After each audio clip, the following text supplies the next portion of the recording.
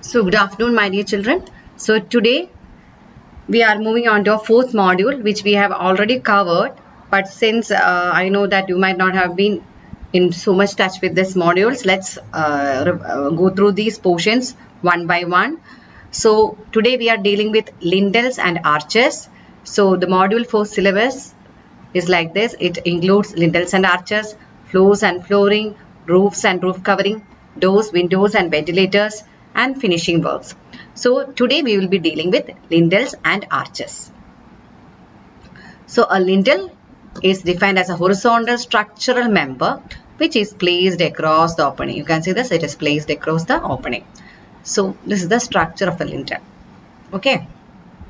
Then classification of lintels. So basically, depending upon the materials which are used for its construction, they are classified into timber lintels, stone lintels, brick lintels, reinforced brick lintels, steel lintels, then reinforced cement concrete lintels.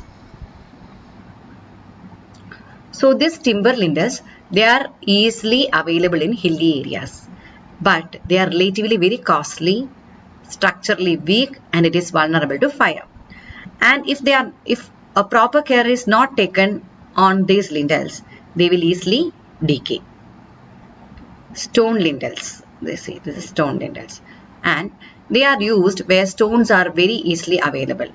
It consists of a simple stone slab of greater thickness, and due to high cost and its inability to withstand the traverse stress load, this is not much preferred in all the places. Then reinforced brick lintels. For large spans and heavy loads, they are reinforced with mild steel bars, and they are very common due to its durability, strength, and fire resisting properties. And its joints are filled with cement concrete. Next is reinforced cement concrete lintels. Reinforced cement concrete is most suitable and commonly used materials for lintels. It is resistant to fire, insects, temperature stresses, and atmospheric agents. It possesses excellent resistance to tensile stresses with minimum size, and it is best suitable for long spans and heavy loading conditions. They are economical and easy in construction. And let's see how this how this is prepared. Usual concrete mix for reinforced cement concrete lintel is 1:2:4. That means 1 part of cement to 2 parts of sand and 4 parts of aggregate by volume.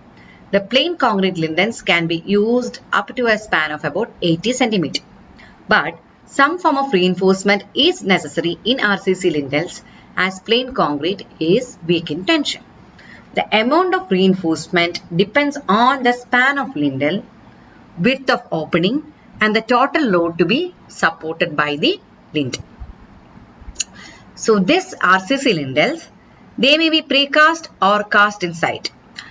Precast RCC lintels are convenient for small spans up to 2 meters or so, and they are economical as the same mold can be used to prepare a number of lintels. Precast RCC lintels increase the speed of construction and allow sufficient time for curing before fixing. For casting lintels inside, necessary formwork is made, reinforcement cage is fixed, and the concrete is poured, ramped, and cured.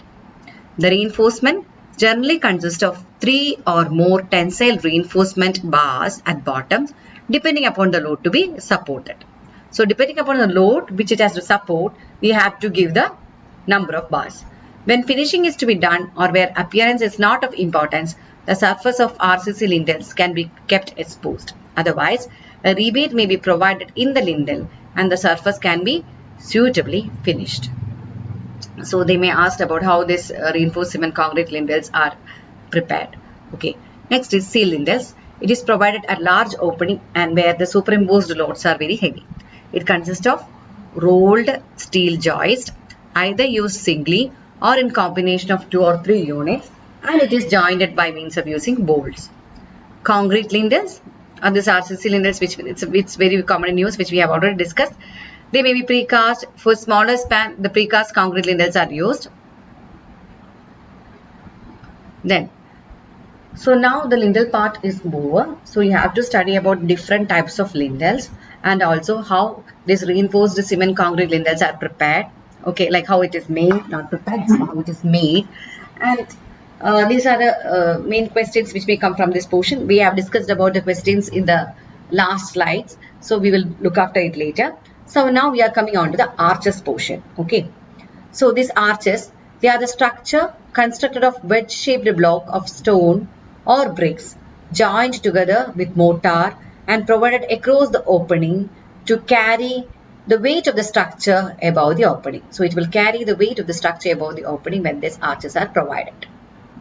See, they may ask they may ask you to sketch this arch and to write regarding it. Okay, so this is the keystone of the arch. This is the keystone, that is the main stone over here. This is the extrudes.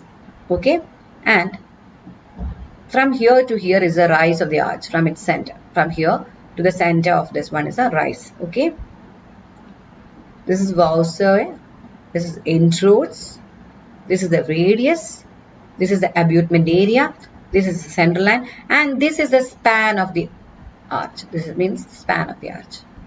Okay, this is a springing line and this is a haunch. Okay, so study by drawing this. Okay, and there are different types of arches based on the geometry. They are classified into flat arch, semicircular arch, segmental arch, relieving arch, parabolic arch, trefoil arch, ogee arch, multifoil arch, and basket handle arch. So based upon the geometry, based upon the shapes, it is classified as such. So this is flat or jack arch. See, this is a flat one. An arch having horizontal intrudes with voices radiating from the center below, often built with a slight chamber to allow settling, is called a flat or jack arch. For example of a flat arch is a French arch. Then semicircular or Roman arch. See, this is a semicircular arch. This semicircular arch is a very simple to construct or design as there is no complex geometry or cutting of bricks. It is semicircular shape with all the bricks facing towards the center of the arch creates a wonderful view. 2 or 3 rows of bricks are layered to add decorative touch to the beauty of the building. Then segmental arch. The procedure is similar to that of a semicircular arch, but as the curve is less than a semicircular arch, the center will lie below the springing line. Okay, the center will lie below the springing line. This is the segmental arch. See. Then relieving arch. An arch built over a lintel to relieve or distribute the weight of the wall above. This is relieving arch. Okay, this is used to distribute the weight of the wall above. Then trefoil arch. This is a trefoil arch. Okay, just there's no need to move on to the much explanation of a trefoil. Multifoil arch. Multifoil arch. Then this ogee arch. See the shape. This is ogee shape. Ogee arch. Then centered arch. Segmental, semicircular, or flat arches will come under this centered arch category. One center, two center arch, 2 point. Then, based upon the material which is used for construction, they are classified into brick arches, stone arches, gauged arches. So, these brick arches, they are again classified into rough brick arches, axed brick arches, gauged brick arches, and the stone arches are classified into rubble arches, ashlar arches, and gauged arches are classified into precast concrete block arches, monolithic concrete arches, etc. See, this is the rubble arch, this is ashlar arch, monolithic concrete arch, RCC arch, metal arch, and wooden arch.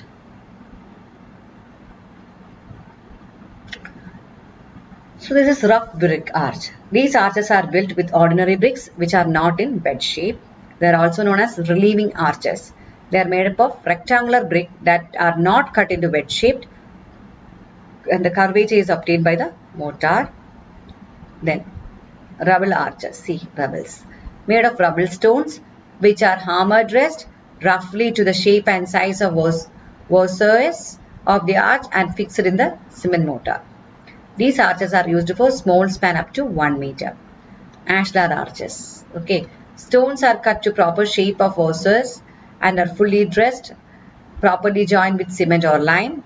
The houses made of full thickness of the arch. Now let's come on to the questions of university questions which has been asked regarding lintels and arches. Explain the construction of reinforced cement concrete lintel, which we have discussed today. What is an arch? What are the different types of arches? That also we have discussed. Sketch and mark the different parts of a typical arch. You can sketch and mark that which we have discussed, and define lintels and classification. So these are the main university questions which has been asked, okay, from the fourth module from this portion. Okay, now let's move on the next topic, floors and flooring. Okay, so thank you.